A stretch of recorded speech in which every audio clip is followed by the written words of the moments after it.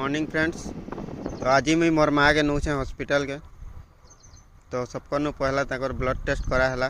Blood report घंटे के परे मिलवा बेले मोर माँ बिल्कुल चाली बुली नहीं पारन, पूरा डिसेबल है और दुईटा किडनी फेर खराब अच्छे वर्षे है न। तो घंटे पर रिपोर्ट आसवा ब्लड रिपोर्ट। गोड़ हाथ टे पेन होता लगे टे कमजोरी लगुला बेसी जे हॉस्पिटल टे डॉक्टर देखा लगी।